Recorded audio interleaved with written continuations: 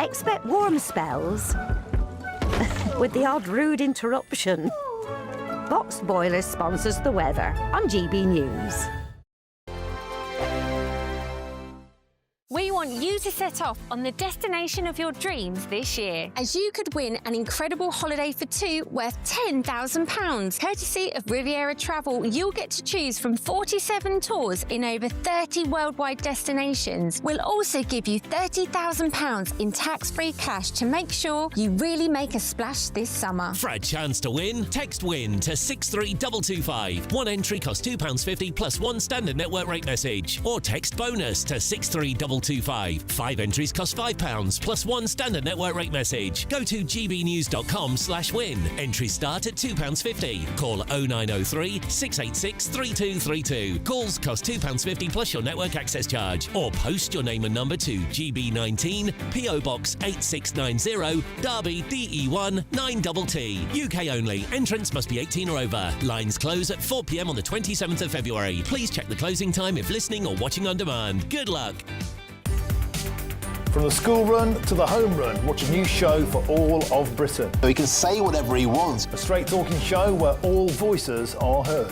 And, you know, when are we going to stop talking about smashing the gangs and actually do it? With the stories that matter from every part of our country. There's a bit of a crash landing there for your Chancellor. Bold, fearless and standing up for you. That's me, Martin Daubney, 3 p.m. till 6 p.m, weekdays, here only on GB News. The People's Channel, Britain's news channel.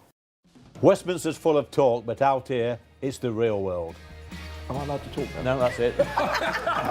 This is where it matters, real people and real lives.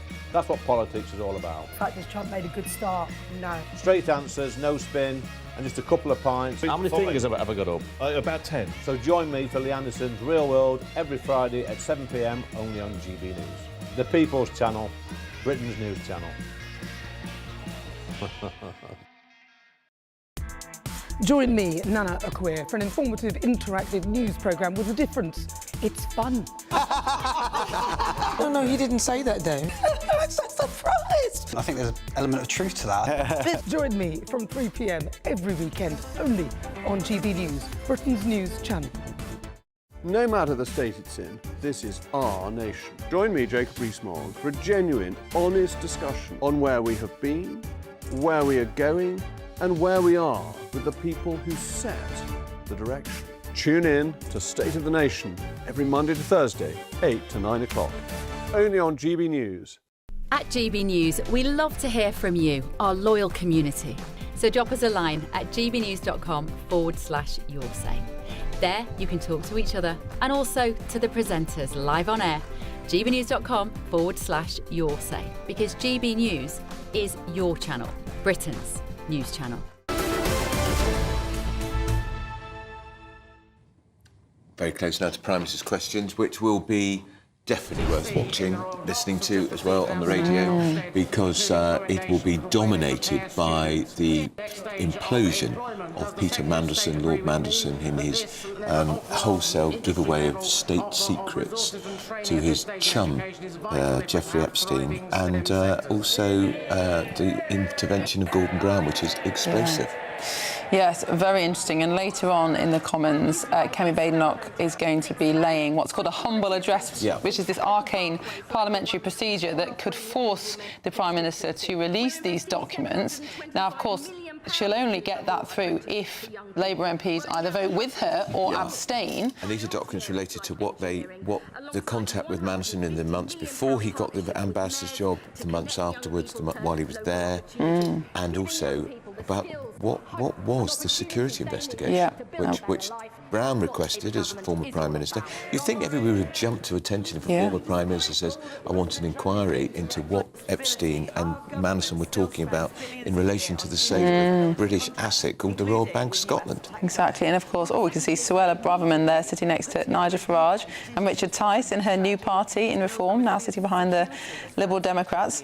But it will be very interesting to see what Labour MPs do, because The Guardian is reporting that Labour MPs have privately indicated that they will will not vote against this humble address. Why would they? Why would they want to stop the release? Explain that to your Exactly. constituents. So I imagine that the government will either not whip it or whip them to vote with the Tories. We can go now over to PMQs in the hands of Tom and Gloria. Prime Minister. Thank you, Mr. Speaker. On World Cancer Day, we're publishing our National Cancer Plan to transform care for patients. It means investment in cutting-edge technology. Our exceptional frontline staff can give world-class care. It funds more tests and scans, meaning faster diagnosis and treatment, and tailored treatment in specialist centres. And, Mr. Speaker, we'll cover the cost of every family whose child needs travel for cancer care. Because the focus should only be on recovery, not worrying about money. This morning I had meetings with ministerial colleagues and others. In addition to my duties in this House, I shall have further such meetings later today. Baxter. Thank you, Mr. Speaker.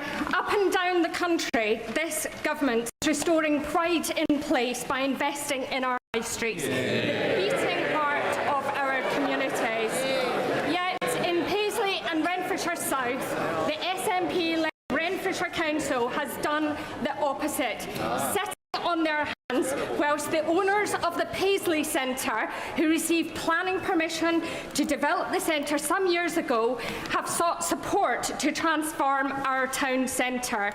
Does the Prime Minister agree with me that it is only the SNP's lack of ambition and failure of leadership that is letting Paisley down, and will he work with me to restore pride in Paisley's town centre? She's a superb champion for Paisley. Her constituents deserve a Scottish Government that matches her dedication. Mr. Speaker, for our part, we've done a record funding settlement. We're investing £280 million in Pride in Place across 14 Scottish communities. We've secured shipbuilding on the Clyde for over a decade and just announced an AI growth zone in Lanarkshire. The choice, Mr. Speaker, is clear. A third decade failure under the SNP or real change for Scotland under Anna Starmer. Leader of the Opposition, Kemi Badenoch. Thank you, Mr. Speaker. The whole House will be disgusted by the latest revelations about Jeffrey Epstein. All of us want to see his victims get justice. But the political decision to appoint Epstein's close associate, Peter Mandelson, as Britain's ambassador to Washington goes to the very heart of this Prime Minister's judgment. When he made that appointment, was he aware that Mandelson had continued his friendship even after Epstein's conviction for child prostitution? Simple question. Mr. Speaker, let me start where I must with the victims of Epstein. And all of our thoughts are with them.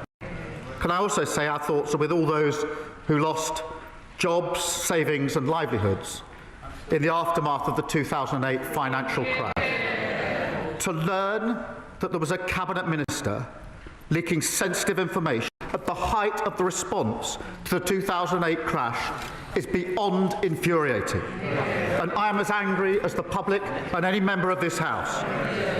Mandelson betrayed our country, our Parliament and my party. Mr. Speaker, he lied repeatedly to my team when asked about his relationship with Epstein before and during his tenure as ambassador. I regret appointing him. If I knew then what I know now, he would never have been anywhere near government. And that is why, Mr. Speaker, yesterday, the Cabinet Secretary, with my support, took the decision to refer material to the police. And there is now a criminal investigation. I've instructed my team to draft legislation to strip Mandelson of his title and wider legislation to remove disgraced peers. And this morning, I've agreed with His Majesty the King that Mandelson should be removed from the list of Privy Councillors on grounds that he's brought the reputation of the Privy Council into disrepute. You're watching Prime Minister's Questions on GB News. Let's listen in. His Majesty the King that Mandelson should be removed from the list of Privy Councillors on grounds that he's brought the reputation of the Privy Council into disrepute. Mr. Speaker, I asked the Prime Minister a very specific question. Did he know that Mandelson had continued his friendship with Epstein after the conviction? He says if he knew then what he knows now, but he did know. In January 2024, a journalist from the Financial Times informed the Prime Minister that Mandelson had stayed in Epstein's house even after that conviction for child prostitution. So did the Prime Minister conveniently forget this fact, or did he decide it was a risk worth taking? Prime Minister. Well, Mr. Speaker, as the House would expect, we went through a process. There was a due diligence exercise, and then there was security vetting by the security services. What was not known was the depth, the sheer depth and extent of the relationship. He lied about that to everyone for years. And new information was published in September showing the relationship was materially different to what we'd been led to believe. When the new information came to light, I sacked him. But we did go through a due diligence exercise. The points that are being put to me were dealt with within that exercise. In response to the humble address this afternoon, I intend to make sure that all of the material is published. Mr. Speaker, the only exemptions are national security, if it prejudice national security. My first duty is obviously to keep this country safe. And when we drafted humble addresses, we always put an exemption for national security. But also anything will prejudice international relations. Mr. Speaker, you in the House will appreciate that in the course of discussions country to country, there are very sensitive issues of security, intelligence and trade, which cannot be disclosed without compromising the relationship between the two countries or a third country. Mr. Speaker, so that I can be totally open with the House, I should also disclose that the Metropolitan Police have been in touch with my office this morning to raise issues about anything that would prejudice their investigations. We're in discussion with them about that, and I hope to be able to update the House, but I do think I should make that clear to the House at this point, because those discussions are ongoing. Mr. Speaker, I'm going to come to the humble address in a moment. But the Prime Minister cannot blame the process. He did know it was on Google. If the Conservative Research Department could find this information out, why couldn't Number 10? On the 10th of September, when we knew this, I asked him at that dispatch box, he gave Mandelson his full confidence at that dispatch box, not once, but twice. He only sacked him after pressure from us. I am asking the Prime Minister something very specific, not about the generalities of the full extent. Can the Prime Minister tell us, did the official security vetting he received mention Mandelson's ongoing relationship with the paedophile Jeffrey Epstein? So clear. Prime Minister. Yes, it did. As a result, various questions were put to him. I intend to disclose to this House all of the national security, prejudice to international relations on one side. I want to make sure this House sees the full documentation, so it will see for itself the extent to which time and time again Mandelson completely misrepresented the extent of his relationship with Epstein and lied throughout the process, including in response to the due diligence. Mr. Speaker, I think it is shocking what the Prime Minister has just said.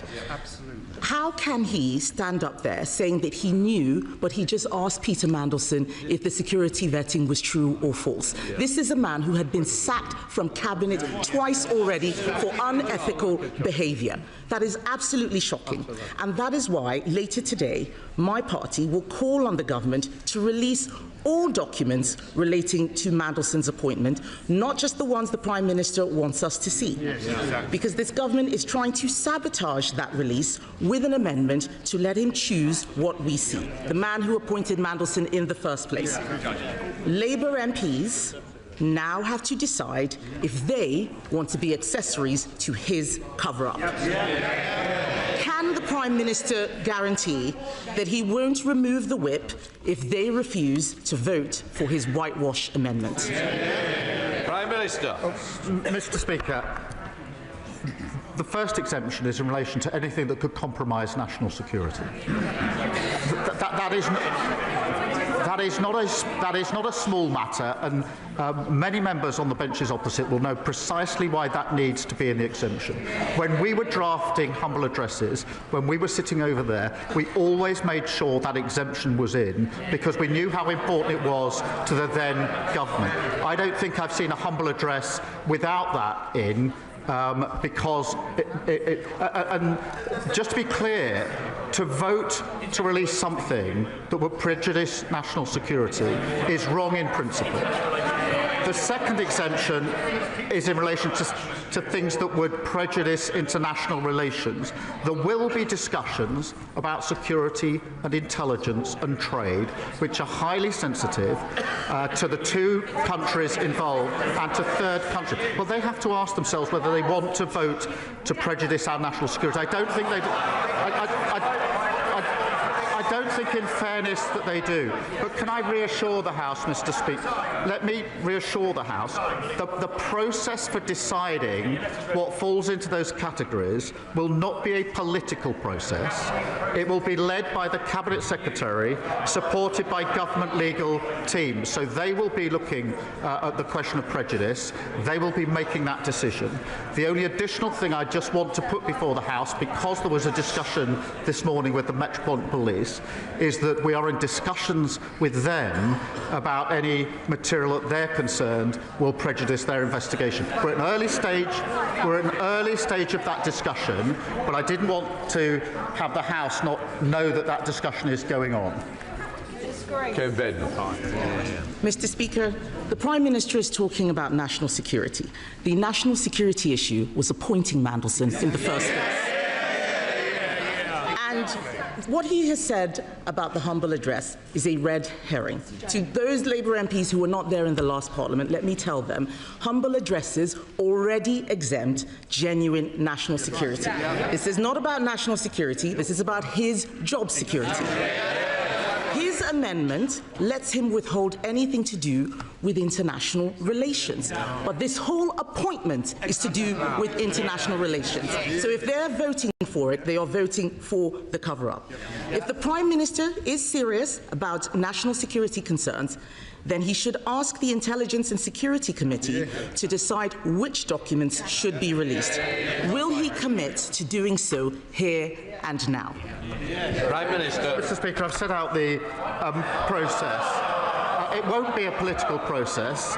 It will be led by the Cabinet Secretary, supported by the government legal teams. But I'm pleased that she, I think, now accepts that at least the first exemption that we've written in to the amendment, the petition, is the right amendment in relation to prejudice national security. But she and others behind her will understand that because of the breadth of what's asked for, and we're doing everything we can to make sure this is fully transparent and disclosed, but she and those behind her will understand from their own experience in government the sensitivity of information about security and intelligence and trade relations that are inevitably caught in exchanges of the nature that are being asked for.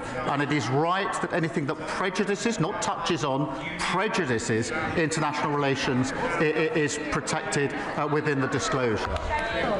Kemi Badenoch. If that was really the case, then he wouldn't mind if the ISC had a look. And let's be clear, he says the Cabinet Secretary makes it non-political, but that doesn't make it independent.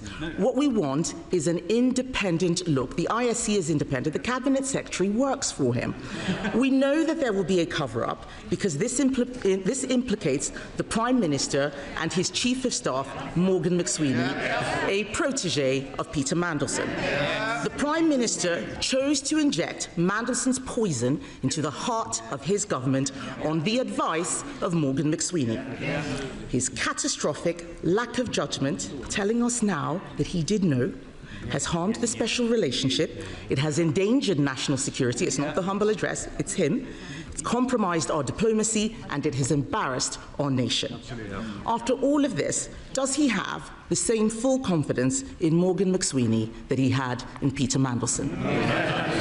Prime Minister. McSweeney is an essential part of my team. He helped me change the Labour Party and win an election. Of course I have confidence in him. But, Mr. Speaker, whatever is slung across this dispatch box, I don't think it's right for the Cabinet Secretary to be denigrated in that way and to suggest that he would be involved in a cover-up. There's the politics that comes over the dispatch boxes, but I honestly don't think it's right to impugn the Cabinet Secretary in that way. And I suspect in their heart of hearts, many on those benches would agree. Mr. Speaker, I'm as angry as anyone about what Mandelson has been up to. The disclosures that have been made this week of him passing sensitive information at the height of the response to the 2008 financial crash is utterly shocking and appalling. He's betrayed our country. He's lied repeatedly. He's responsible for a litany of deceit. But this moment demands not just anger, but action. And that's why we've moved quickly, referring material to the police, publishing legislation so we can remove titles from disgraced politicians, and stripping Mandelson of his Privy Councillorship. That is what the public expect, and that is what we will do. Thank you, Mr. Speaker. Every month, people across our constituencies are injured by illegal e-bikes being ridden at 30, 40 and 50 miles per hour through our town centres and parks. But for every illegal e-bike that the police seize and crush, another 10 hit our streets because they are too freely available to buy. That's why Cumbria's Police, Fire and Crime Commissioner and 28 other police commissioners across the UK are now backing my bill, which would ban the sale of illegal e-bikes. Will the Prime Minister set out what action the government will take to protect the public and ban the sale of these monster bikes? Prime Minister. Can I pay tribute to my honourable friend? She's a tireless campaigner to stop these antisocial, dangerous bikes terrorising communities. Our crime and policing bill means police can seize bikes without issuing a warning and destroy them. And product safety law means authorities have the powers to intervene to stop the sale of unsafe e-bikes. But I share her determination to get these bikes off our streets. Sir Ed Davey, leader of the Liberal Democrats. Mr. Speaker, can I thank you and the Prime Minister for your responses to my tribute to Jim Wallace on Monday and urge the whole House to read the wonderful tributes made to Jim in the other place yesterday. Mr. Speaker, I've been thinking how it must feel for the victims of Jeffrey Epstein and their families, hearing more and more stories of how rich, powerful men were currying favour with a paedophile sex trafficker, such as Peter Mandelson, sending government secrets to help Epstein enrich himself further.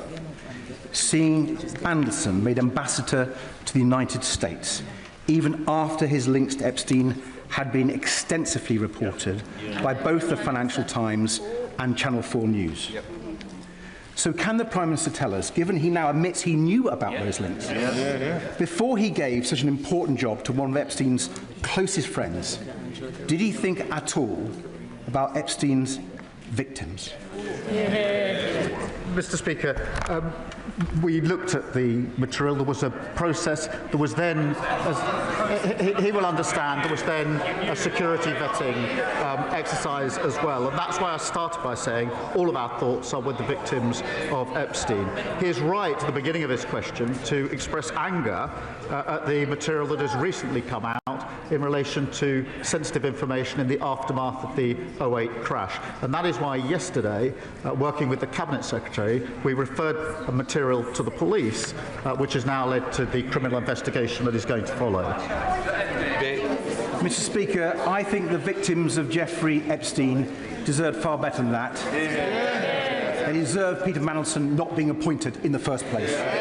We don't even know the full extent of the British establishment's involvement in his appalling crimes, or how many British girls and young women were trafficked by him.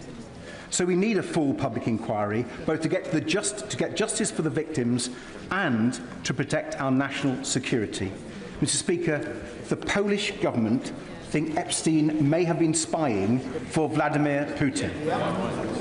Is the Prime Minister concerned that Peter Mandelson may have been leaking state secrets, not just to a paedophile American financier, but also a Russian agent? Well, Mr. Speaker, he talks of a public inquiry. Obviously, the focus now has to be on the criminal investigation which has started. As he knows, that investigation will go wherever the evidence leads it, and I've made it absolutely clear that the government will cooperate, as he would expect, with that criminal investigation wherever it goes. Thank you, Mr. Speaker. I welcome the news that Bristol East will be getting another 3 breakfast clubs. I've seen how these clubs aren't just about making sure that no child starts the school day hungry. They're also about giving staff the extra time to spend with the children and to spot whether there might be trouble at home. And on that note, can I urge the Prime Minister to work with schools on our manifesto commitment to identify children with parents in prison to make sure that those children get all the support that they need? Can I thank her for raising this and confirm that we're looking at how we can strengthen the support in place for these children so no child falls between the cracks. Free breakfast clubs mean every child is fed and ready to learn, and I'm delighted to see 3 more in her constituency as she references. But I also want to mention Rushbrook Primary Academy, Oasis Academy Aspinall, Longsight Community Primary, St Bernard's Roman Catholic Primary School Manchester, all soon operating free breakfast clubs in Gorton and Denton. Sybil Roberts. Diolch yn fawr iawn, Llyfarydd. The victims and survivors of Epstein and his circle of overprivileged elite are at the forefront of my mind here and now. Mandelson, we now know, described Epstein's release from prison after being sentenced for child sex offences as Liberation Day. This man's association with Epstein was known when the Prime Minister personally appointed him as the UK's ambassador to the USA. Yep. How can we trust the Prime Minister's judgment?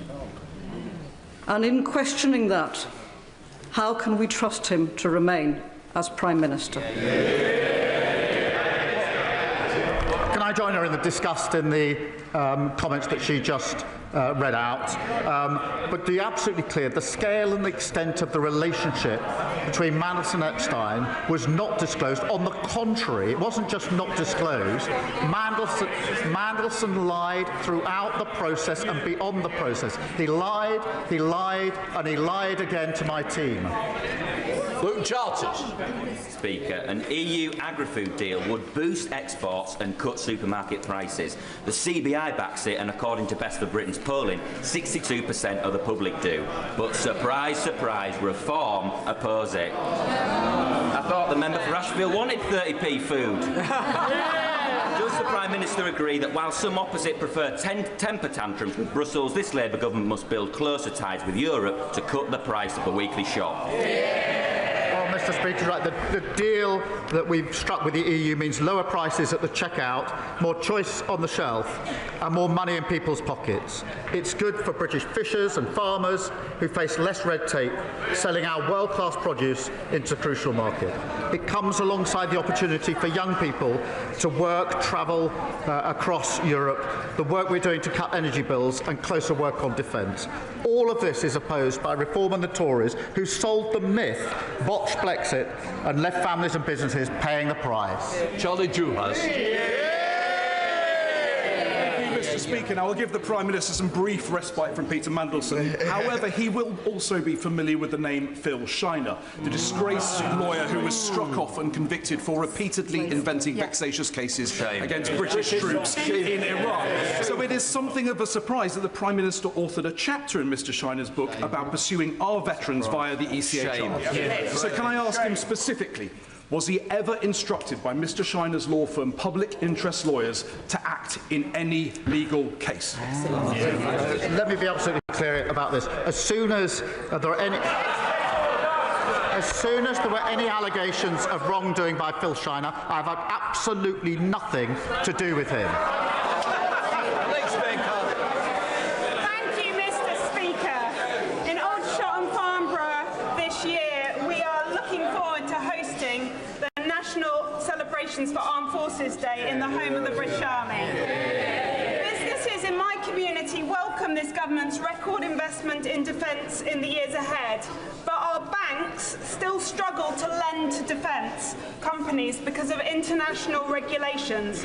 Will the Prime Minister ensure that the UK works with Canada and our other allies to found the multilateral Defence, Security and Resilience Bank so that we can get money moving to our defence industries, get our armed forces what they need, and stand firm against our adversaries? Well, I'm delighted that Aldershot will be hosting Armed Forces Day because they've got a hard-working Labour MP and a Labour council. Our historic defence spending uplift must be an engine for growth and jobs here in the United Kingdom. That's why we're committed to spending an extra £2.5 billion with SMEs. I do agree with her. It's vital that we work in lockstep with our allies, particularly in Europe, to enhance and align our defence capabilities. We're therefore working at pace to identify the most effective mechanisms for greater multilateral cooperation. Dr. Neil Hudson. Thank you, Mr. Speaker. Prime Minister, for months our communities in Epping have been deeply distressed by the Bell Hotel reopening as an asylum hotel. My thoughts remain with the victims of the sexual assaults, including the 14-year-old Epping schoolgirl. That trauma compounded by the offender's mistaken release from prison. Weekly protests continue, some of which have become violent, with injuries to 10 brave police officers. I am very grateful to the Asylum Minister for meeting with me recently about this untenable situation. But will the Prime Minister please listen, act now, close the Bell Hotel once and for all, and help restore our town of Epping? As he knows, we are committed to ending the use of all hotels. There are now just under 200 compared to the 400 under the previous government, and where military sites are used, safety and security of local communities is our priority. Jonathan Blash. Thank you, Mr. Speaker. Hartlepool has now the third highest number of children in care in England, fuelled by Southern Council shipping families to my town, blowing a £6 million hole in our budget, a deficit that my brilliant Labour Council has already halved, but there is nothing left to cut. And when percentage increases in funding mean less in Hartlepool than almost anywhere else in the country, but a child in care costs exactly the same, the fair funding settlement announced in December does not go far enough. I am fighting non-stop for a better deal for my town because I will not accept one of the poorest communities in the country being condemned to higher taxes or devastating austerity. We need support. So will the PM commit his ministers to work across government to fix this for Hartlepool.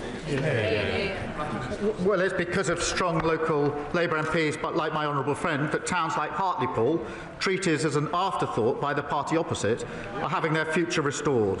We're making billions more available so that councils can properly fund social care.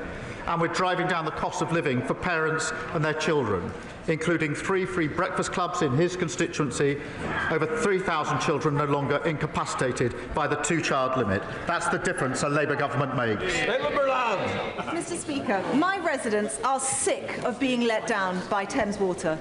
Robert and Patricia were sent a £39,000 bill they didn't actually owe. Len and Jenny were forced to use the Portaloo for months as sewage filled their home, and parents still think twice about sending their children to swim in the river. Now, we understand a £16 billion rescue deal is soon to cross the Prime Minister's desk. Will he admit today what everyone already knows? That Thames Water is dead in the water. Any delay is pointless, and it should be allowed to be put out of its misery and rebuilt as a company for public benefit. Can I thank her for raising that, and I know how much and important it is for her constituents. We have taken measures in relation to strengthening oversight and the control that we have. We won't hesitate to go further, and I'll make sure she gets a meeting with the relevant minister to discuss. Thank you, Mr. Speaker. It was a privilege at the weekend to join fellow North East MPs on the destroyer HMS Duncan, to meet the crew and also be briefed on the exciting plans for the innovative future of the Royal Navy. A future that should be bright given the £10 billion frigate deal with Norway, but also a future we absolutely want our region to be part of. So would the Prime Minister agree that given the North East strengths in AI, satellite technology and advanced manufacturing, North East workers and businesses should be at the heart of the future hybrid Navy? And will ministers meet us and industry leaders to put the North East at the heart of our future defence? Mr. Speaker, can I first thank the commanding officer and crew of HMS Duncan for their service, and thank my honourable friend. I remember meeting the brilliant workforce in his region, and I know the defence ministers would be delighted to do the same. Our record defence spending is supporting jobs and growth across the North East. We invested £200 million in Octric semiconductors in his constituency last year. As we increase defence spending, the North East will play a major role securing good skilled jobs for generations to come. Christine Jardine. Thank you very much, Mr. Speaker. And can I associate myself with the comments of my party leader about Lord Wallace, a man I feel I was privileged to know. But can I ask the Prime Minister, given the conversations which are taking place in this place today and up and down the country about Peter Mandelson and his involvement with the paedophile who trafficked women, and the millions of women, particularly in this country, who will have been triggered by that, given the establishment's proximity to what happened, will the Prime Minister assure that there will be support set up, helplines, and that as well as the victims, the direct victims, those indirect women who've been triggered now will be supported? Well, she's right to raise this, and obviously we'll support the police on the one hand with their investigation, but also we will press on with our work to halve violence against women and girls, which is very much about putting the support in place that is needed for all victims of violence. That is a crucial part of our work, and I hope we can work across the House in support of it. Ellen Hayes. Thank you, Mr. Speaker. I'm proud that Labour MPs voted yesterday to remove the 2-child limit and lift children out of poverty. But child poverty cannot be eradicated while children are living in overcrowded temporary accommodation without their own bed or anywhere to do their homework. So will the Prime Minister commit to urgent and persistent action to drive down the use of temporary accommodation, ensuring that our councils, including my councils of Lambeth and Southwark, have the funding they need in the final local government finance settlement next week? Well, can I join her in the pride in voting to remove 500,000 children from poverty and lift them out of poverty after hundreds of thousands were plunged into poverty by the party opposite when they were in government? On the point she raised about temporary accommodation, she's right that every child deserves a safe, warm and secure home. We're investing a record £3.5 billion in homelessness services and £950 million in local authority housing fund to deliver better quality temporary accommodation. Mr. Speaker, how we answer SEND families' call for justice will measure who we are. Christopher Lascaris was autistic and murdered aged 24. His mother, Fiona, who is here, spent 8 years begging authorities to protect him, but they refused because they presumed he had mental capacity. So will the Prime Minister support Christopher's law, creating a duty to assess mental capacity where it is in doubt, to save the lives of others? Can I thank him for his question and for his tireless campaigning on behalf of Christopher and Fiona, who, as he points out, is with us today. Christopher's death was a tragedy, and I agree that we owe it to Fiona. I'm glad that she's here to hear it, and other families, of course, to get this right. I can reassure him that work is underway to examine what action is necessary to prevent further tragedies like this. That comes alongside our intention to consult on the liberty protection safeguards this year, and I'll make sure that he is fully updated on as the work progresses across government, and I would ask that he make sure that Fiona and others are updated as well. Ben Goldsborough. Thank you very much, Mr. Speaker. From heat-tolerant rice trials to world-leading science at the Earlham Institute and the John Innes Centre on the Norwich Research Park, South Norfolk is helping feed the world. Will the Prime Minister secure a clear carve-out for precision breeding in any future SPS agreement with the EU so Britain can continue to lead on this field? Well, can I thank him for raising it? As negotiations are ongoing, we remain committed, you'll be pleased to know, to the Precision Breeding Act and supporting new innovative technologies. And the EU accepts there will need to be areas where we retain our own rules, and we'll always prioritise British interests as we negotiate our SPS agreement. Caroline Johnson. Mr. Speaker, as you're aware, I've been campaigning for a Lincoln Dental School for some years, and I'm pleased to be able to tell the House that thanks to the hard work of, amongst others, Professor Juster, Professor Reid and Susie McPherson, Lincoln Medical School are now in a position to take their first cohort from 2027. So can I ask the Prime Minister, will he provide the necessary funding for this cohort of students to start to help improve the oral health of people right across Lincolnshire? Well, I'm pleased to hear the news about the dental school in her constituency, and we have put in further funding in relation to dentistry. We were left with a dental desert across many parts of the country. We're fixing that problem, but I'm glad to hear the news in her constituency. Polly Billings. Thank you, Mr. Speaker. As the Prime Minister pointed out, today is World Cancer Day. As outlined in our cancer plan, early detection and diagnosis is vital. Will the Prime Minister agree to consider the campaign by my constituent Gemma Reeves, who is a nurse at the Queen Elizabeth Queen Mother Hospital, to ensure breast cancer screening for all women over the age of 40, and meet her to discuss how such a change would save lives? Well, I'd absolutely support that, and I'll make sure she gets a meeting with the relevant minister, because early diagnosis is so important for all cancers, and we must do everything we can to ensure that our early diagnosis is the absolute norm and never the default. Final question, Suella Brabham.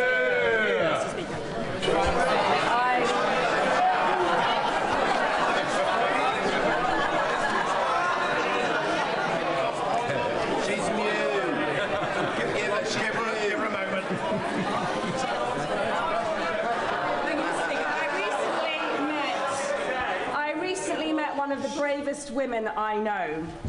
Elizabeth was 14 when she was raped in Rotherham.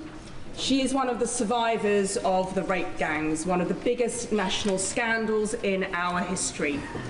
Whilst her first rapist was convicted and sentenced, Ashgar Bostan, she was subsequently, shockingly, allegedly abused by police officers serving in South Yorkshire Police.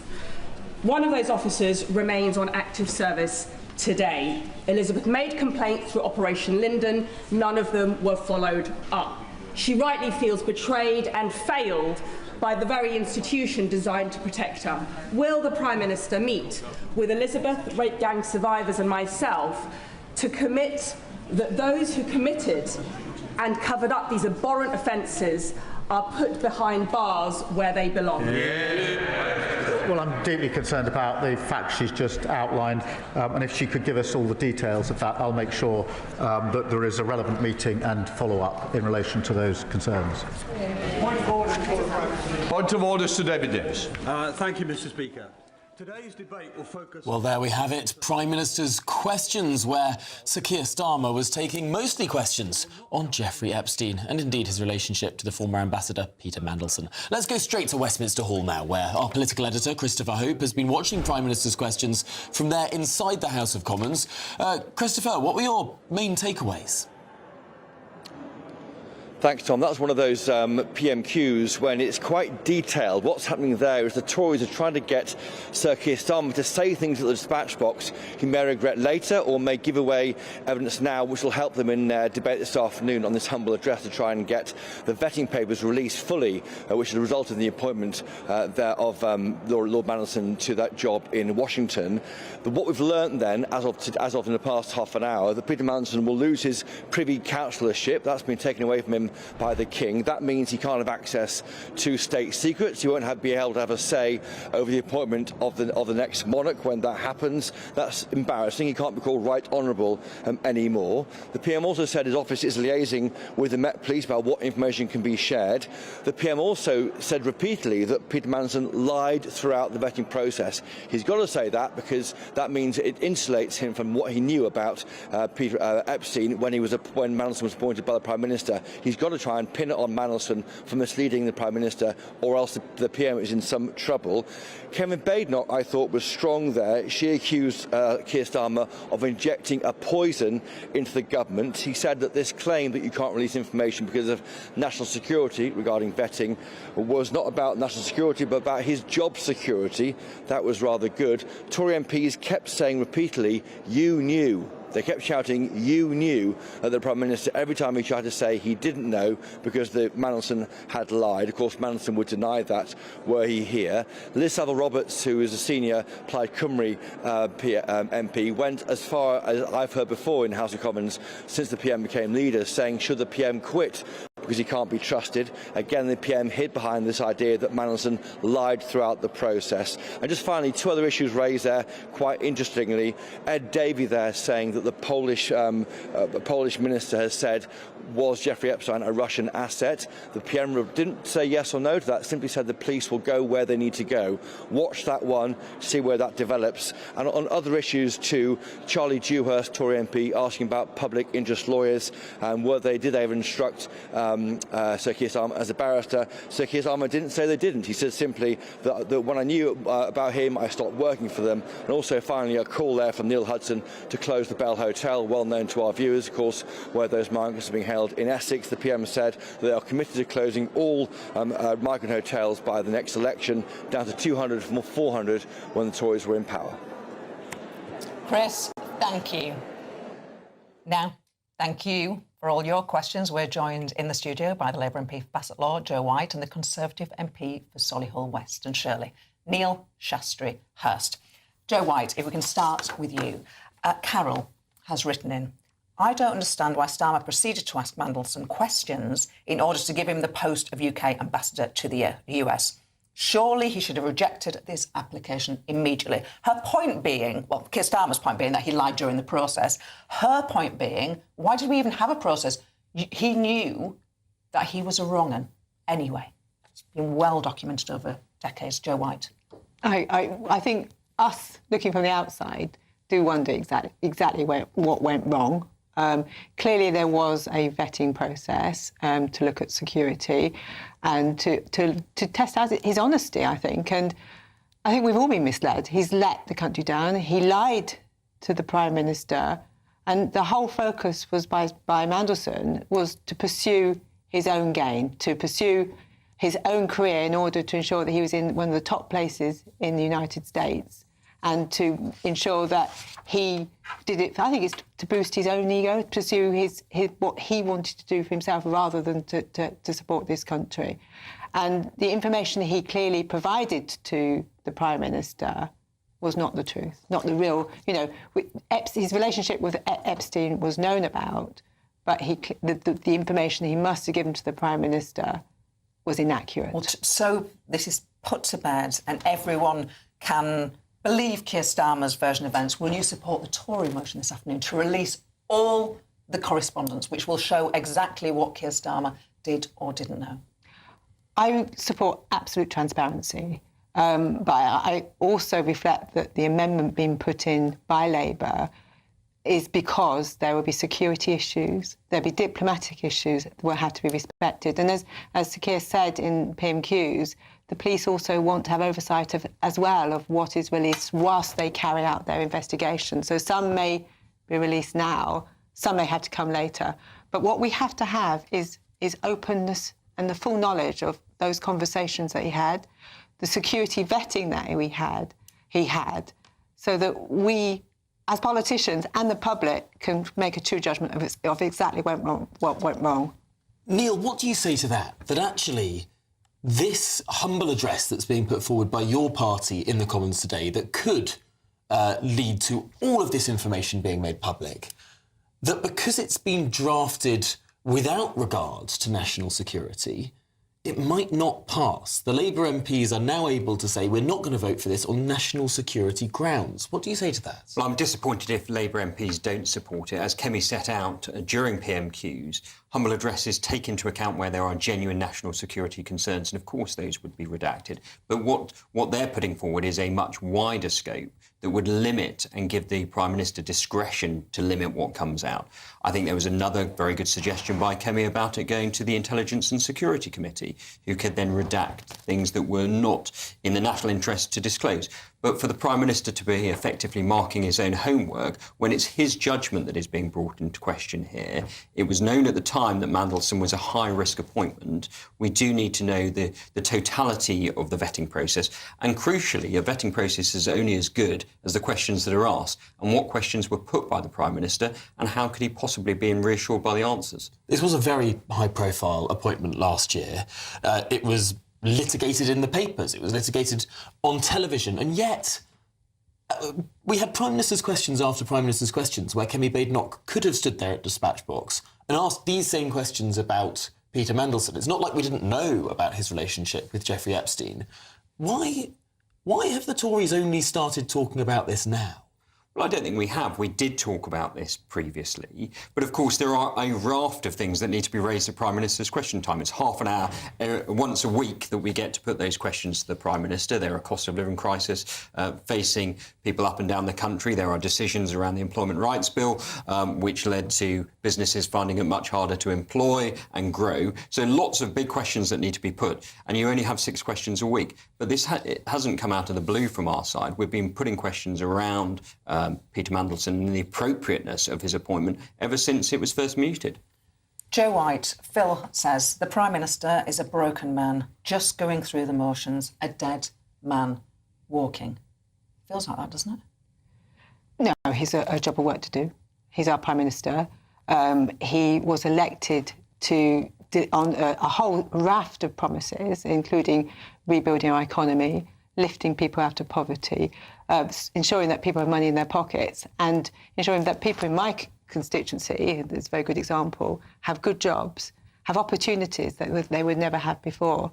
And for example, we are now putting 3,000 more police on the streets. We know we need to lift people out of the fear of antisocial behaviour and crime. Given all that, and those commitments are absolutely critical, and that's the path he's taking us on, and he's committed to delivering on those. Given all that, isn't it astonishing that there's so much talk on the Labour benches, nobody can deny this, about who and when he should be replaced as leader? I'm not saying it's a majority, but those conversations are real and they are live and they are happening in your party. Yes, I've heard them, but my focus is on making sure that we deliver on our promises. Those debates always go on in every government, and he has to lead our country. He has to lead on change. He's committed to do that. His promise is that people will start to feel those changes this year. We've got a big by-election coming up. We've got local elections coming up. So those conversations will continue. But my focus is ensuring that people in my constituency starts to feel the difference. Well, let's put that question to you, Neil. I mean, do you think that Keir Starmer will last the year as Prime Minister? I think his position is much more tenuous than it was a week ago, because this is just another example of his judgment coming into question.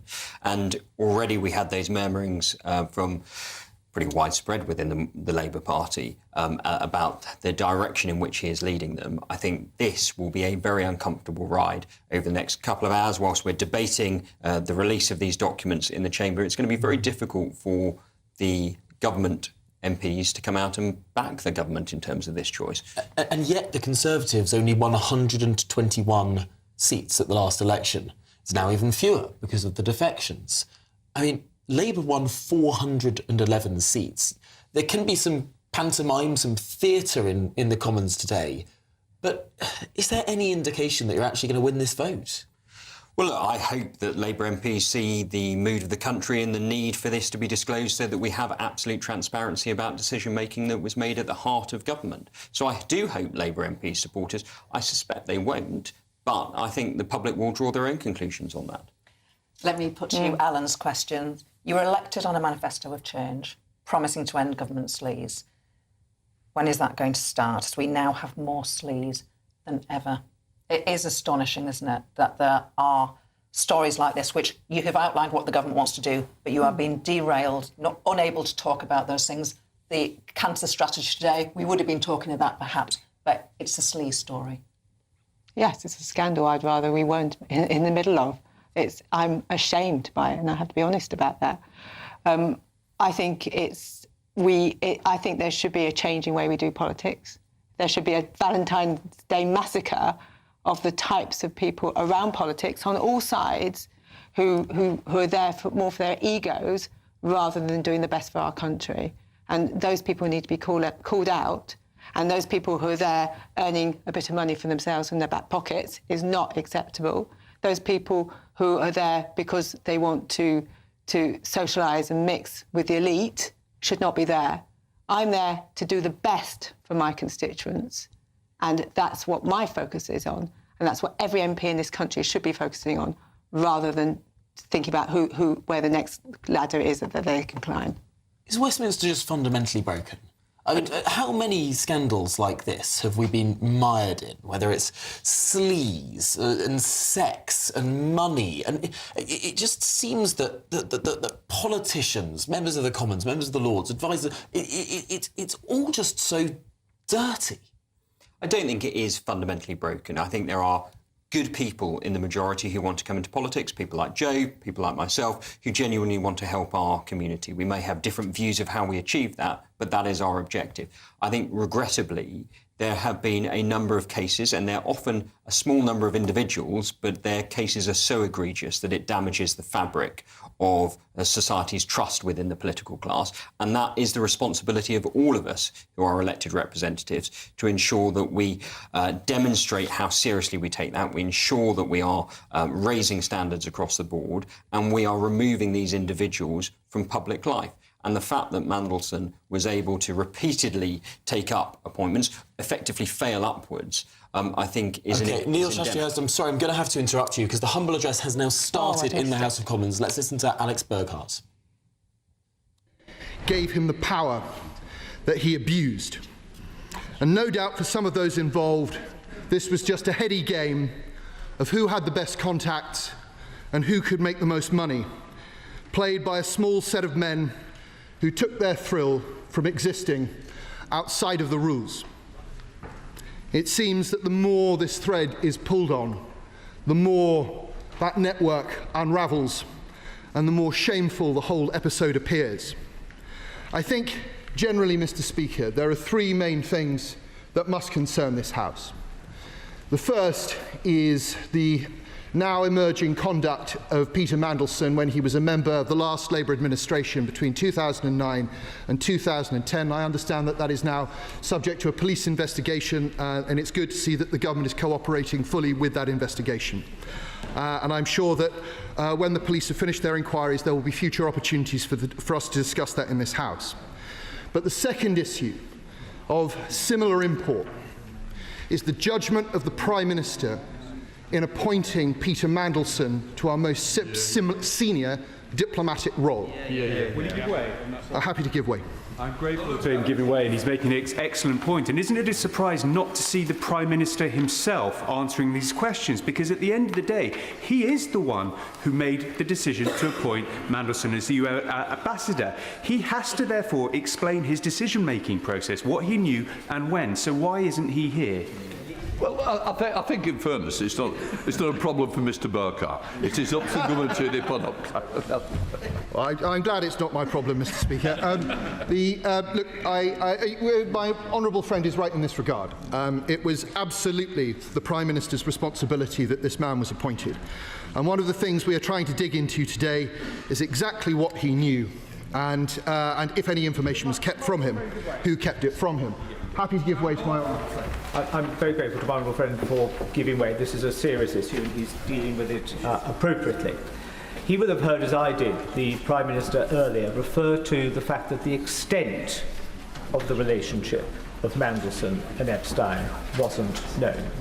Does he not share what was the common view at the time amongst many cross-party? The fact that there was any relationship should have precluded Peter Mandelson from appointment to be His Majesty's ambassador to Washington. Well, my honourable friend makes an incredibly important point, and one that's obviously central to our considerations today, and one to which I'm going to return. So there was the conduct of Peter Mandelson whilst he was a member of the last Labour government. There was the judgment of the Prime Minister in appointing him. But there was also something I wish to touch on this afternoon, the conduct of Peter Mandelson whilst he was our ambassador in Washington. I will happily give way to my honourable friend. Can I commend the Shadow Minister and the Conservative Party for bringing this forward for consideration? It's absolutely incredible what we're listening to, what's happening. When it comes to a full investigation, it doesn't have to be the ambassador and all those years.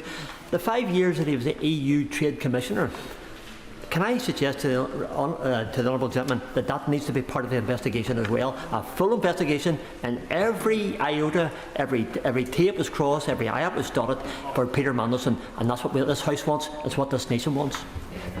I think my honourable friend, as ever, is entirely right. I say the more that we pull on this thread, the more we seem to find. And I think that all of Peter Mandelson's dealings as a politician and a businessman should now be laid out for the House and the country to consider. I will give way one more time, then I intend to make a little bit of progress. I'm very grateful to the Shadow Minister for allowing me to intervene. The Foreign Affairs Committee, myself included, had called for Lord Mandelson to appear before us on multiple occasions to explain the circumstances and process of his unusual appointment. He did not adhere to that request. I wondered, does the Shadow Minister agree with me that his failure to come before the committee sends a signal that the government wanted to hide something, that there were issues in the appointment and vetting process, and that had there been transparency at the early stages of his appointment, we would have avoided sending someone who was wholly unfit to be one of the UK's most senior diplomatic appointments? Well, I think that's a very significant representation from a member of the committee. And it must be said that a failure of transparency at each stage in this process appears to have compounded the problems that the government is now dealing with. So what do we know now?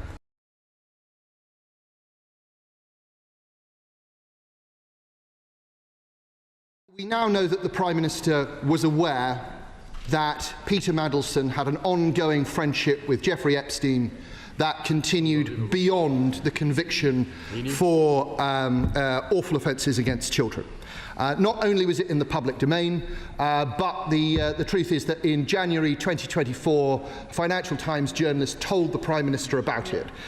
And the Prime Minister admitted it in the House today, that it was part of the briefing note that he received from the Cabinet Office Proprietary and Ethics team. Now, we fully expect that report that was compiled by that team, the due diligence report, to appear for this House to consider. And reports of it appear in the New Statesman this morning.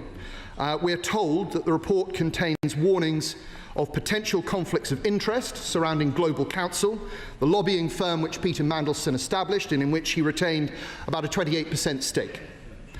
We know that Global Counsel had Russian and Chinese clients, which, according to the reports in the press this morning, the Proprietary and Ethics team had serious concerns about. And we know, or at least we are told in the press, that the diligence report also referred to Mandelson's ongoing relationship with Jeffrey Epstein, clearly stating that Mandelson's relationship had gone over the point of conviction, and also drawing attention to the fact that Mandelson had used Epstein's hospitality in both America and also in Paris whilst the latter was in prison.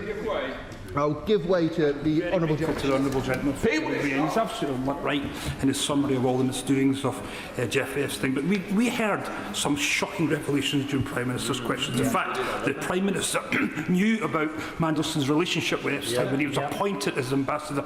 Does he agree that the Prime Minister's position is now becoming increasingly untenable? I think that there is no doubt that the Prime Minister's judgment is being called into the sharpest question at this moment. That we really, and it is becoming harder to see how any of us can rely on his judgment into the future. I will give one more time, and then I must make some. Dr. Andrew Morrison. The Prime Minister's judgment is most certainly in the frame. What about his candour? Does he remember on the 16th of September, the Prime Minister himself introduced the Public Office Accountability Bill, which at its heart has a duty of candour. Did we see candour displayed at Prime Minister's questions today? Alex Burkhardt. Well, as my right honourable friend knows, the government developed an appetite for candour and then lost its appetite. That bill has disappeared into the ether. I think too much candour would do this government harm. And so I'm not going to give way anyway. I will give way in a moment, but I would like to make a little bit of progress.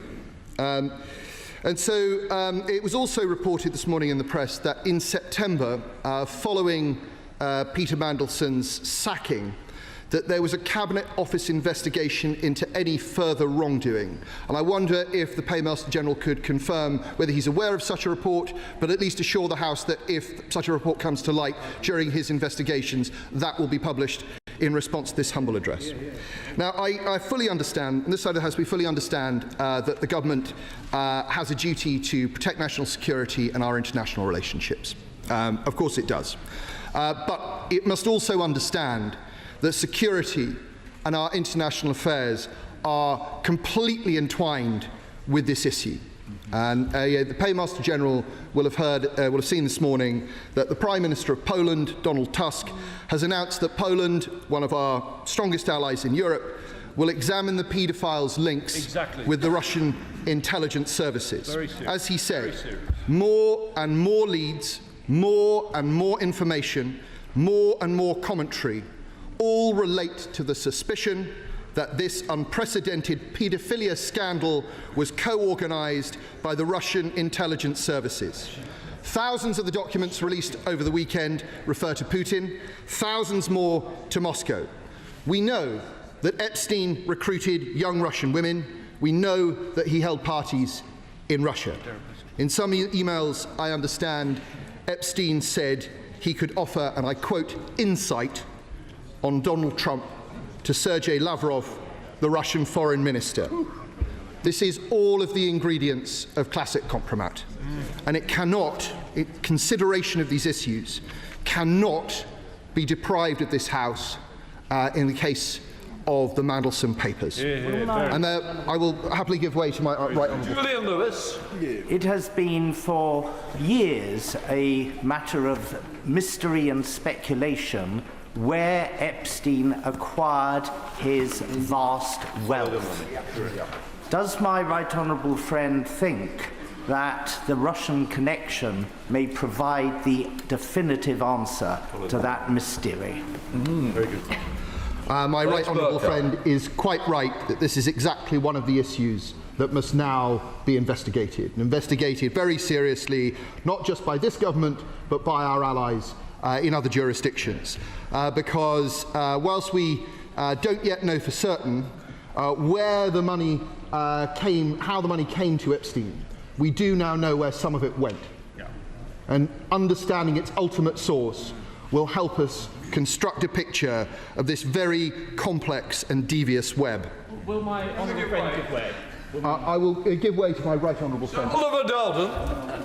I thank my honourable friend for giving way, and I think at the heart of what we're talking about here is, do we accept this amendment from the government opposite about national security and international relations?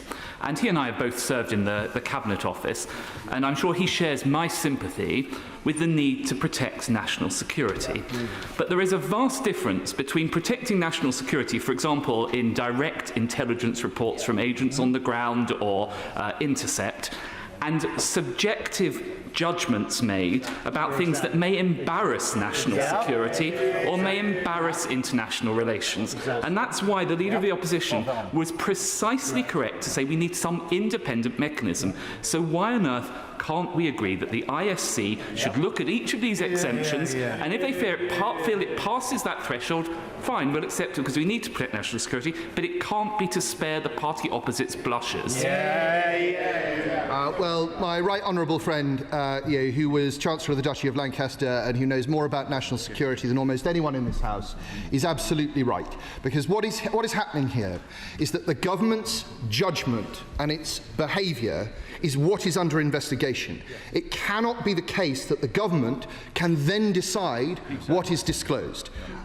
Fortunately for the House, there are mechanisms available to us, not least the ISC, which would do a very good job on behalf of the government of working with them to decide what information could and couldn't be released. But I must say, on the issue of humble address, built into the humble address mechanism itself is an understanding that national security is protected. There is no need for this amendment. I promise to give way to my old adversary from Islington North first, and then I will happily give way to the Honourable Jeremy Corbyn. I thank the right honourable member for giving way, and I compliment him on the content of the speech he's made so far. This inquiry will have massive ramifications. It's an inquiry into the gilded circle surrounding Mandelson, which extends very broadly around this House and the civil service, business community, media and internationally. Isn't it time we had a novel form of inquiry which is not undertaken solely by Parliament or the civil service, but a much broader, more public inquiry which can look into the whole issue, because this is a basic corruption of our political system that we're looking at in the behaviour of Peter Mandelson. Alex Barker. Well, the right honourable gentleman appears to be correct in that there is certainly an indication that serious corruption may have taken place. And in the light of that, the House must consider very closely what the best means of getting to the bottom of all of these relationships and all of these influences will be. I promise to give way to the honourable lady.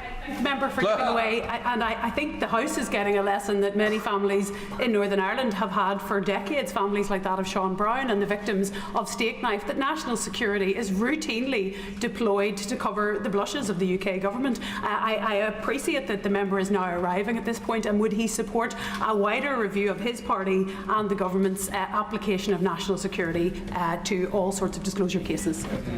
Alex Barker. Well, I think, without wishing to be distracted from the motion at play, I've actually seen Secretaries of State for Northern Ireland of all parties of successive governments try very hard to ensure that there is maximum disclosure for the people of Northern Ireland, whilst ensuring that national security is not compromised. So I'm afraid I see things through a slightly different prism to her. I will give way one more time, and then I intend to make some progress. I thank the right honourable gentleman for giving way, Mr. Speaker.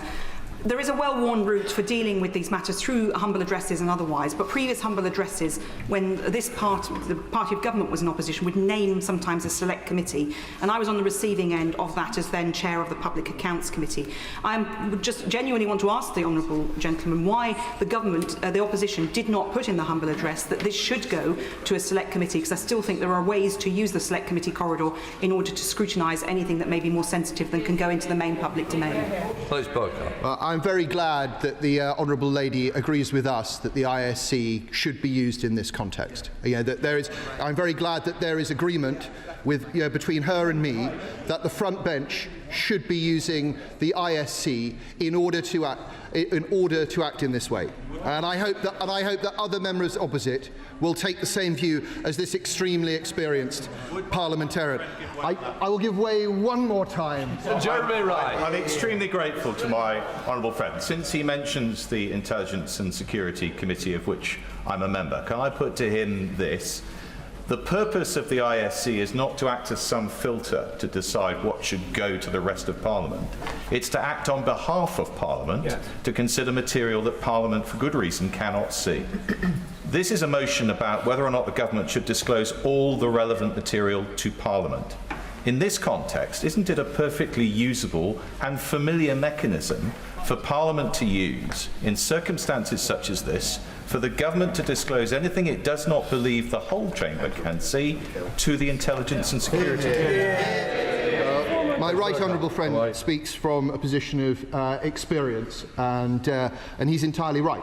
You know, this is the House is very fortunate to have the ISC, and this is one of the functions that it can perform. The government can have reassurance on national security, and the House can have reassurance that no material is being kept from it that the government might find embarrassing.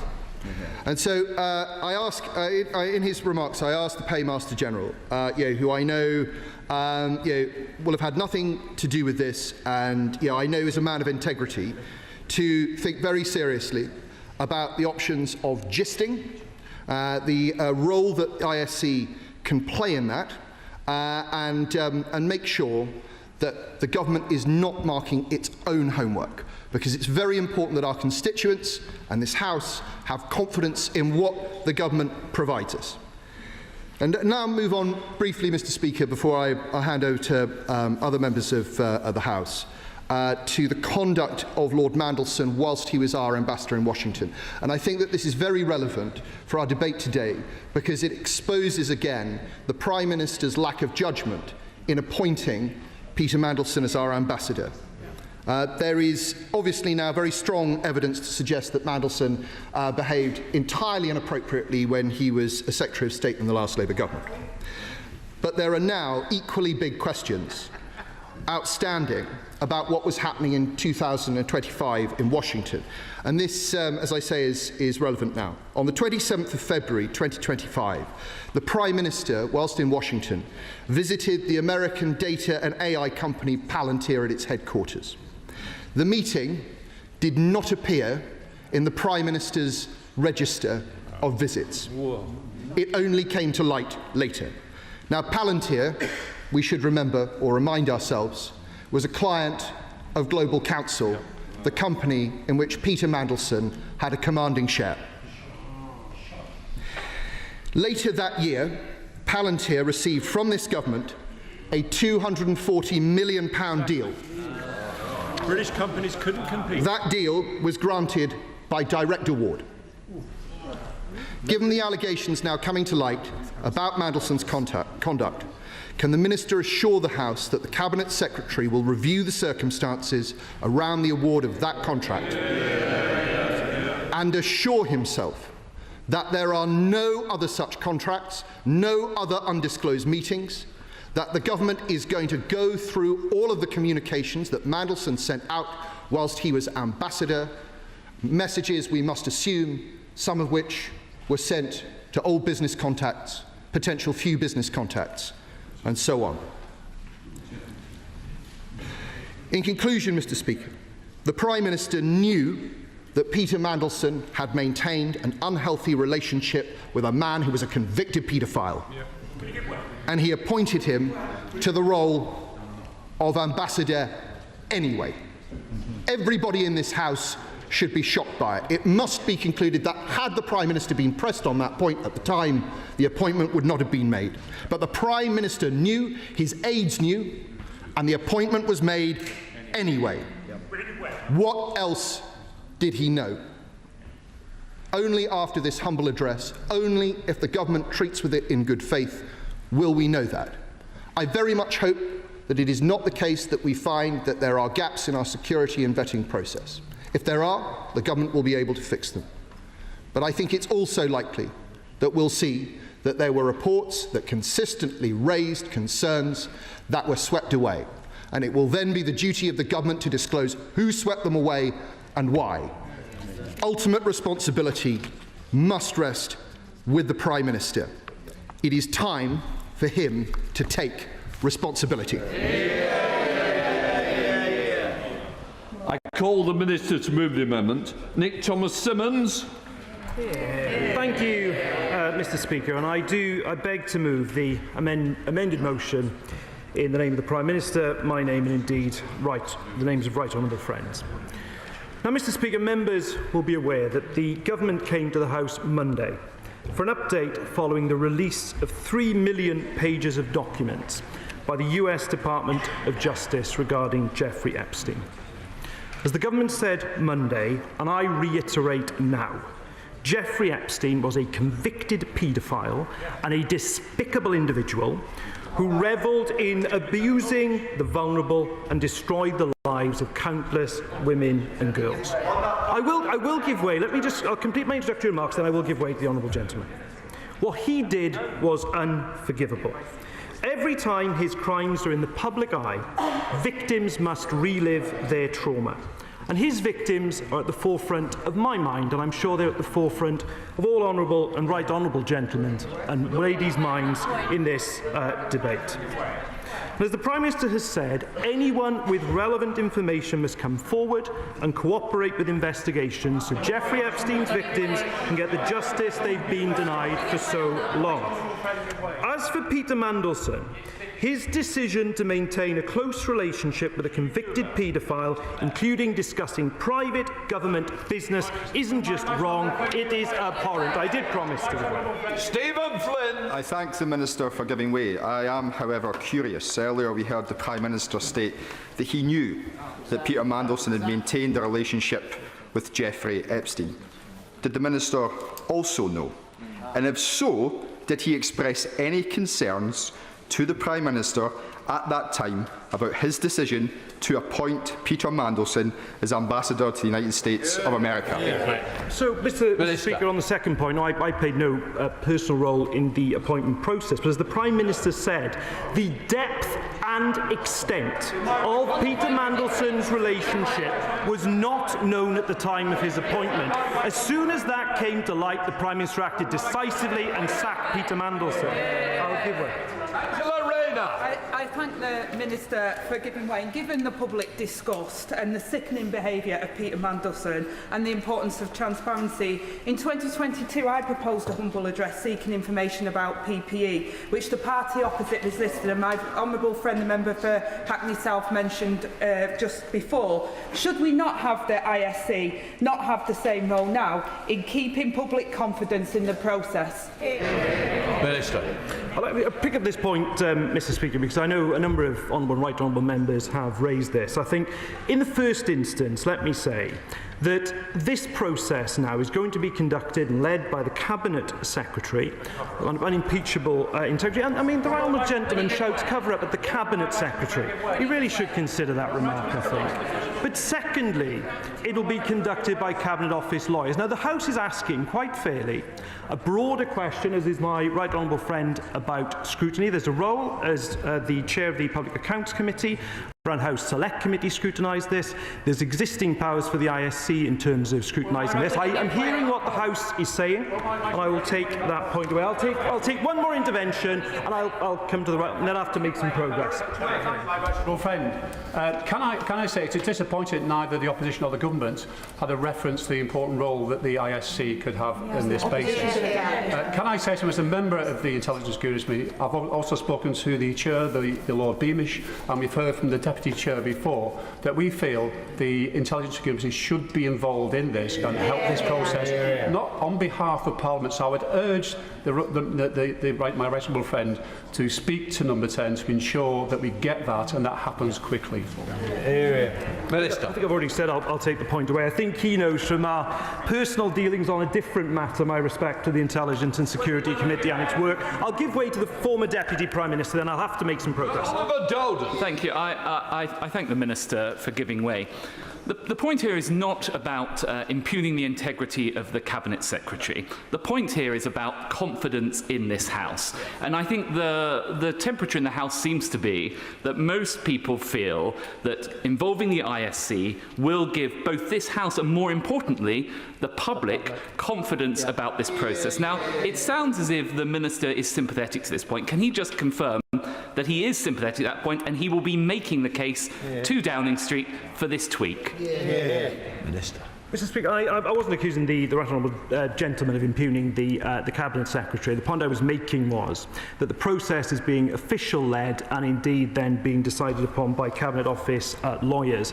The broader point that the House is making, I can do no more than say I hear what you're saying and I will take that point away. But can I just come back? I'll give way once more to the chair packer, but I really must make some progress. I'm grateful to the Minister, and he knows that this House knows that he's an honourable gentleman in every sense of that term. Right. But the mood of the House is very clear, and my right honourable and learned friend has set out, as have others, the role of the ISC and the expectation that it discharges these serious and sensitive matters on behalf of the House, and that the government has confidence. During the course of this debate, can I invite him to go back to number 10 and to take advice and to not move his amendment this afternoon? I think that would reflect the will of the House and would allow people to start moving these issues forward. To move it today would, I would suggest, be a retrograde step for the government and its reputation. Minister. On the first point, as I said to the former Deputy Prime Minister, I'll take the point away. But where I disagree with the right honourable gentleman, and I'll come back to it in a moment, is the importance of the amendment, because there are really important public policy issues I want to deal with in respect of that. But let me just return to the thrust of my... I will give way in a moment. No government minister, let's be clear, of any political party should have behaved in the way Peter Mandelson did, and it was absolutely disgraceful. The alleged leaking of crucial documents to help millionaires profit in the middle of the global crash. Lying to contemporaries, lying to the Prime Minister, lying to the public is both shameful and shameless. So let me just finish this point before I will take some more interventions in a moment. Peter Mandelson will now account for his actions and conduct. That is why the Cabinet Office has referred this matter to the police. And Mr. Speaker, the Metropolitan Police have released a statement confirming, and I quote, that they have received a number of reports into alleged misconduct in public office, including a referral from the UK government. And the statement also confirmed that the Metropolitan Police have started a criminal investigation in relation to potential misconduct in public office offences, and that the police will, I quote, continue to assess all relevant information brought to our attention as part of this investigation and won't be commenting any further at this time. Now, the House will understand that on that particular development, it would not be appropriate for me to comment further, but I'll take one intervention. Order. We're getting very carried away about the way the Metropolitan Police has been thrown around. I'm meant to have been contacted. I have not been contacted, neither the House.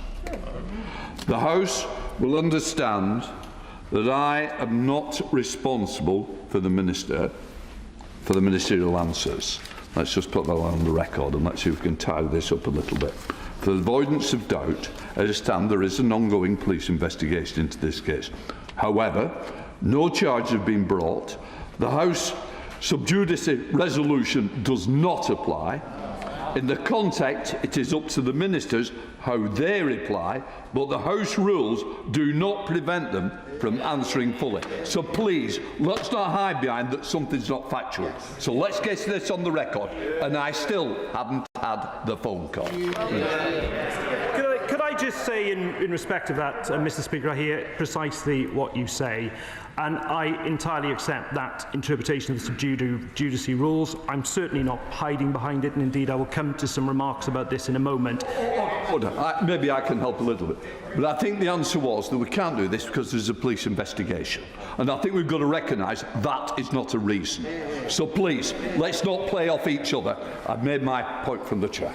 Completely accept that, Mr. Speaker. I'll take one intervention here, then I'll take one over here. Chris Vins. Thank you, Mr. Speaker. I made this point on Monday, but I think it's really, really important to make again. The vast majority of members in this House and the other House come here to represent our constituencies, and I think people across the House would recognise I do my best to represent Harlow as much as I possibly can. Would Harlow, Mr. Speaker, would the Secretary of State agree with me that the reason the case of Peter Mandelson is so damning and upsets so many people across this House is clearly this individual, when he was in this place, and potentially when he was in this place, but certainly when he was in the other place, was not representing the people he was supposed to be representing, but representing instead a vile paedophile. So would he agree with me that the reason strength is so strong across the House is because actually he's letting down all of us? Minister. Yes, and the public rightly demands the highest standards from those in office. They demand the highest standards from ministers. We should be held to the highest standards, and my honourable friend's absolutely right. Peter Mandelson fell far, far short of those standards. His behaviour has been revealed to be appalling, and as the Prime Minister has said, we will not... Order. Please. The Minister is giving way, he will give way, but you can't stay on your feet all shouting, give way, please. Let's give the Minister some time, and he will take you when he feels in the mood to take you. Minister. Thank you, Mr Speaker. I'll take the honourable member for Bromsgrove, and then I will take an intervention. I thank the Minister for giving way. Given that at the point immediately prior to Peter Mandelson's appointment as ambassador, the UK had a respected ambassador already in the United States, and Dame Karen Pierce, why it was that the government decided, given the known abhorrence of both Jeffrey Epstein and the appalling previous judgment of Peter Mandelson, the government still decided that on balance it was a risk worth taking to appoint paedophile adjacent Peter Mandelson to the post of ambassador. Well, first of all, Mr Speaker, can I pay tribute to Dame Karen Pierce, who I think represents the finest of our foreign service. Secondly, governments do make political appointments to these posts. That's happened. That is long-standing practice to a small number of posts. And the Prime Minister has already said if he knew then what he knew now, Peter Mandelson wouldn't have been anywhere near the government. I will give way to the chair packet, then I will give way to my own friend. Dame Hillier. I'm no longer chair of the Public Accounts Committee, Mr Speaker. Mr Speaker, it seems that we are in something of a muddle here. Had the opposition named the ISC in the humble address, as in the past committees, then there would have been no debate in this House. But would the Minister agree that to put all information openly in the public domain could have risks, but there are well-worn filters through Parliament, through the Select Committee corridor, and there are various committees that could have locus in this space, to properly and sensitively handle information which has in my time never leaked from a committee, in order to make sure that we on the committee corridor on behalf of Parliament are holding the government to account, because I think there is consensus, Mr Speaker, that everybody wants as much information as possible in the public domain so that we can get to the bottom of what has happened in this egregious situation. My honourable friend's absolutely right about those existing mechanisms of scrutiny, and I give her great credit for the work she does. I've always said on the point that's been raised opposite, I will take it away. I'll give way to my own friend. Sarah Owen. I thank the Minister for giving way. And on the point of Peter Mandelson letting people down, the people that have been let down most by this are the victims of Jeffrey Epstein. And does he agree that we wouldn't be discussing this disgraceful situation if it hadn't been that people didn't listen to the women that came forward in the first place, didn't listen to victims in the first place, and instead listened to men in power? Men with deep pockets and men advising those in power. So don't we need to put the victims at the heart of this and not just ourselves? My honourable friend is absolutely right, and it is the victims, the women and girls who were victims of the trafficking and appalling, abhorrent behaviour of Jeffrey Epstein, who should be at the forefront of our minds. I'll make a bit of progress, then I will give way a few times again. And let me just say, Mr Speaker, not only has the Cabinet Office referred the evidence about Peter Mandelson's time as a minister to the police, but we are also taking action going forward in the Hillsborough law that is before this House to introduce a duty of candour for all public servants that is going to make it an offence to lie to the public, making it a criminal offence to do anything but act with openness and integrity when things go wrong. And that is the action this government is taking to prevent future cover-ups and injustices. A statement of intention that we want to enshrine that capacity to speak truth to power. As my honourable friend said, the voice of victims being at the forefront, not as in this case a group of powerful men, putting an end to the situation where powerful people are able to avoid justice. Now, the government should rightly be tested and questioned by this House. One moment, I will give way to the honourable gentleman. But the action that is taken by this government is what is crucial now. And earlier this week, the Prime Minister asked the Cabinet Secretary to review all available information regarding Peter Mandelson's contacts with Jeffrey Epstein during his period as a Government Minister and to report back as a matter of urgency. After an initial review of some documents, the Cabinet Secretary made the decision to refer the matter to the police with the Prime Minister's support. And I should say, the Government stands ready to provide any support the police require as part of their investigation. On that note, I will give way to the Father of the House. Edward Lee, Father of the House. We're all agreed on the character of Lord Mandelson, but I'm not sure we're going to make much progress if we're just repeating ourselves on that, because we all agree. The reputation of the House is at stake.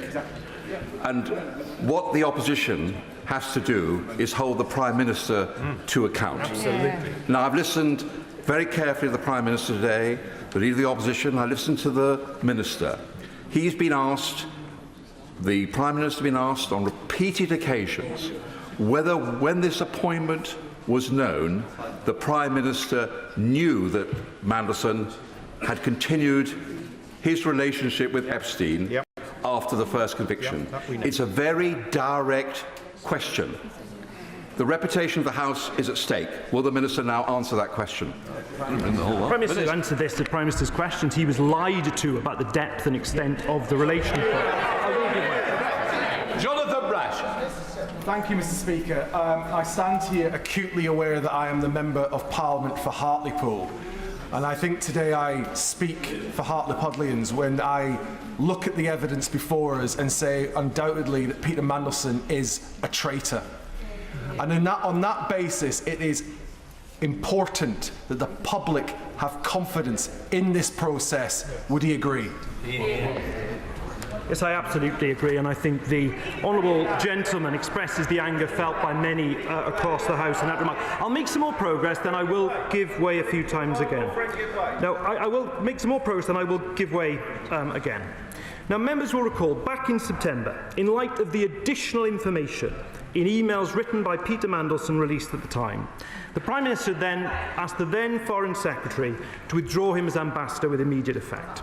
And the emails released showed that the nature and extent of Peter Mandelson's relationship with Jeffrey Epstein was materially different to that was known at the time of his appointment. The issue over which Peter Mandelson was withdrawn from Washington was information not available at the time when the due diligence was done.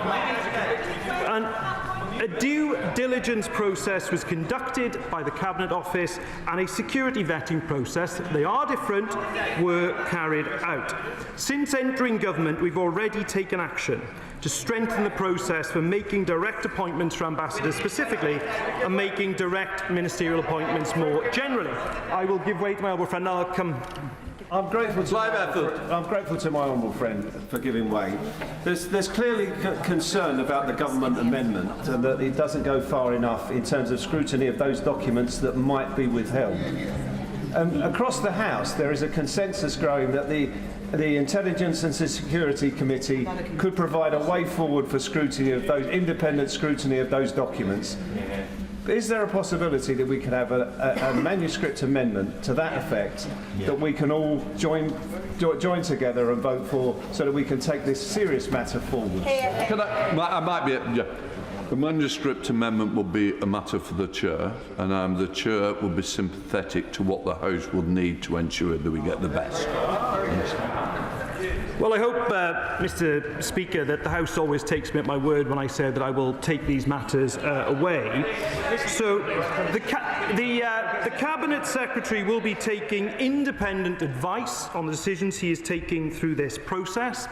The Cabinet Secretary intends this to take two forms.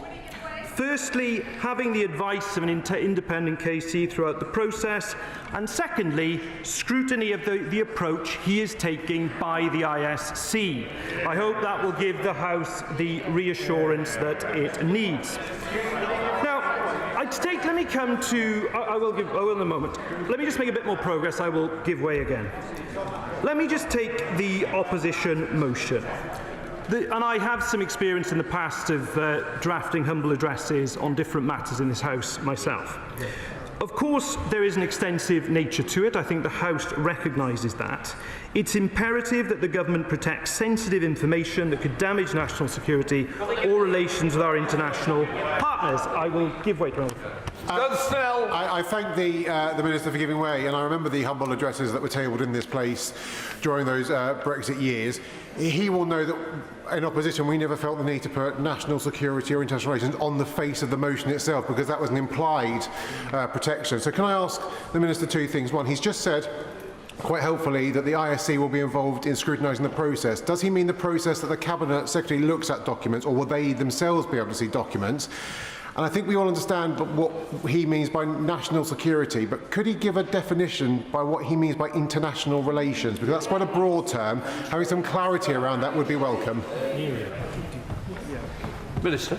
Yeah, I mean, I think my honourable friend has similar memories of that particular Parliament. But you know, for example, on the motion on Badenoch, for example, we included in the motion in a form which may contain redactions, but such redactions may be solely for the purposes of national security. So we did do that. And in terms of the humble addresses that I was involved in drafting, I was very, very precise about it.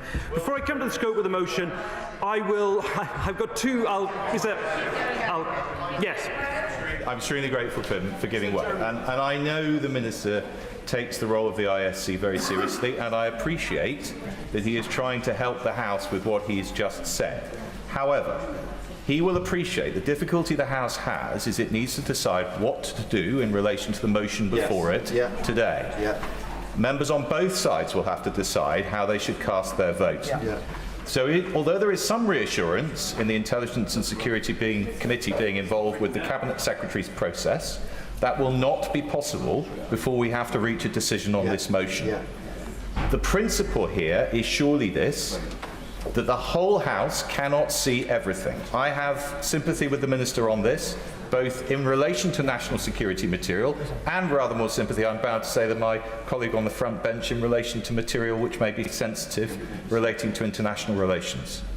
But following on from the comments that have been made on his own side, including from the Right Honourable Lady for Hackney and Shoreditch, isn't the answer here that the opposition front bench will accept that its motion will include the concept that if material is sensitive, it is supplied to the ISC only and not to the whole House, but that everything should be disclosed to the House either via that route or via a route to the whole House. Absolutely. Beyond the deadline to amend the motion, which is a familiar situation he and I have found himself in before, but what I just want to say very clearly, and I hope the House takes my previous answer on this as good faith, that I have... The deadline has passed for an amendment. Can the Speaker just confirm what you've just said to the House, that you would be sympathetic to a manuscript motion that wouldn't be subject to that deadline? The Chair is able to select a manuscript amendment, and that will be a high bar, but there is a lot that we need to clear up, and I recognise that I think things can move forward, and I'm sure, just to let you know, the answer is yes, in a nutshell. But could I hope that the House takes in good faith what I have sought to do in the course of my speech, let alone the course of the debate. And I think that scrutiny of the process is very important. No. The scope of the motion could also include thousands of documents. It is obviously both in the national interest to protect national security, but also in the national interest to be transparent and act with urgency. I completely accept that. And it is important now we do take time and care balancing those elements. And look, to the government amendment, let me make some progress, I might come back. Look, that's why the government has tabled the amendment it has. For publication of documents unless they prejudice national security. I know I've been asked a specific question about international relations. Because, of course, such documents might contain information about our relationship with our international allies, how we have approached them. That is obviously important for governments to keep of course confidential because it's in the national interest. There's also the issue that I am very conscious of not at all hiding behind the cloak of the Met Police investigation. I'm definitely not seeking to do that, but of course we will also have to bear in mind documents that might prejudice that investigation, and that's something we will continue to speak to the Met about. Now, Mr. Speaker, we will, of course, do all we can to comply with the motion as amended, and we will also update the House accordingly. And indeed, on this moment, I also want to say to the House that whilst that process of going through a significant amount of documents might take a little time, it is also important that the government starts that process of disclosure to the extent it can do today. And that is what the government will do in response to the debate and the very reasonable questions that are being put across. I am someone who rewards effort, and as the honourable gentleman has put in such effort, we'll allow. Can I return the compliment by just saying to the Minister how much I admire his ability and generosity in giving way. I think he's doing an exceptional job. In relation to the government amendment, Amendment A, I understand where he is coming from, and can I just describe perhaps a thing which he may wish to see pass through the ISC but can't be made publicly available, and that is which of our foreign allies had something to say about the appointment of Peter Mandelson to Washington. I appreciate the Minister is never going to say precisely who that ally might be, but the nature of that correspondence surely is a matter of public interest and therefore of interest to this House, but is not something that can be bruited abroad. So the ISC provides a very obvious solution to discovering what representations were made and what material was passed between our allies and the Cabinet Office before this appointment was made. Can he make that commitment? Minister. Well, I hope the House has seen, even in the course of this debate, Mr. Speaker, how the constructive approach I've tried to take on the role of the ISC and its role in this process. That's precisely what I've done. I want to turn now to another issue of this matter, which is the peerage. Because another action the government is determined to take is to strip Peter Mandelson of his title, as the Prime Minister has set out. And frankly, I think people watching this will be bemused, because there is no other walk of life where you are unsackable unless a law is passed. So we will introduce primary legislation. The government has written to the chair of the Lords Conduct Committee to ask the Lords to consider what changes are required to modernise the House processes to remove Lords quickly when they brought either House into disrepute. And the government stands ready to support the House in whatever way it is necessary to put any changes in effect. Now, Mr. Speaker, being in office is a privilege. It is a privilege. Every day is a privilege, and that is why there is anger across this House about Peter Mandelson and his actions. The test for the government in these circumstances is the action we take to respond. And as I think has also come through this debate, our utmost thoughts are with the victims, the women and girls who suffered at the hands of Jeffrey Epstein. Behind the emails, the photographs and the documents are many victims who are exposed to this network of abuse. They should be our priority in this matter, and I'm sure they will be for the rest of this debate. Thank you. The original question was as on the order paper, since when the amendment has been proposed as on the order paper. The question is that the amendment be made. Lisa Smart, Liberal. Thank you very much indeed, Mr. Speaker. We are having this debate today solely because of the women and girls who found the courage to come forward about the abuse they had endured over years at the hands of rich and powerful men. Without these women's bravery in speaking up about their experiences at the hands of a paedophile sex trafficker and his friends, none of these shocking revelations would have come out. We owe these women justice, and we owe it to them to make changes to create a system system that works. On that point, would you give way? I will. I thank the honourable member for giving way. Victims, she is right, should be at the heart of this process. The allegations against someone the Prime Minister and ministers put full trust in is absolutely shocking. Jeffrey Epstein was a sick child predator and a sex offender. He visited Hillsborough Castle on at least one occasion.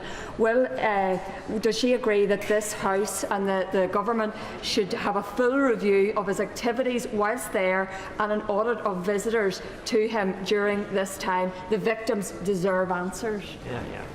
So I agree with the Honourable Lady's characterisation of some of the individuals we're talking about today. I think we will be supporting the Leader of the Opposition's motion to request the amount of information that is sought. And we would go further. We would look to a public inquiry to look at the detail that I think the victims deserve. The revelations about Peter Mandelson's conduct raise profoundly serious questions about judgment, about national security and about accountability. The leaked emails suggest that while serving as a cabinet minister, he shared sensitive government information, sharing details about the 2008 financial crisis, market-sensitive bailout measures and potential asset sales. These allegations point to potential misconduct in public office aimed at helping those involved enrich themselves. They certainly warrant the police investigation that was announced yesterday, but also reveal catastrophic failures in the systems meant to protect our national interest. The emails highlight a fundamental lack of accountability that exists within our current system. The Prime Minister has rightly called Peter Mandelson's conduct a betrayal. He submitted material to the police, requested draft legislation on removing peerages. These responses are necessary, but it has taken the government far too long to get to this position. Mandelson was appointed ambassador to the United States by this government and this Prime Minister, even after his links to Epstein had been extensively reported by the Financial Times and Channel 4 News. I will give way to my honourable friend. I thank my honourable friend for giving way. The Cabinet Secretary, in evidence to the Foreign Affairs Committee after Mandelson had been withdrawn from Washington, said that a summary of the developed vetting and conflict of interest report was given to the Prime Minister prior to Mandelson's appointment, something which the Prime Minister appeared to confirm at the dispatch box earlier. The government and the Prime Minister has repeatedly said that it was the extent of the relationship that changed and somehow altered the appropriateness of his appointment. I wonder what message she thinks it sends to the victims of Jeffrey Epstein, to the many victims of rape, of paedophilia, of sexual assault, of sex trafficking, that Well, apologies for that brief interruption. We've been listening to the extraordinary debate in the House of Commons over whether or not the government will be forced to release the Mandelson files, the documents that it has in relation to the appointment of Peter Mandelson as US ambassador. It is absolutely extraordinary there, and you could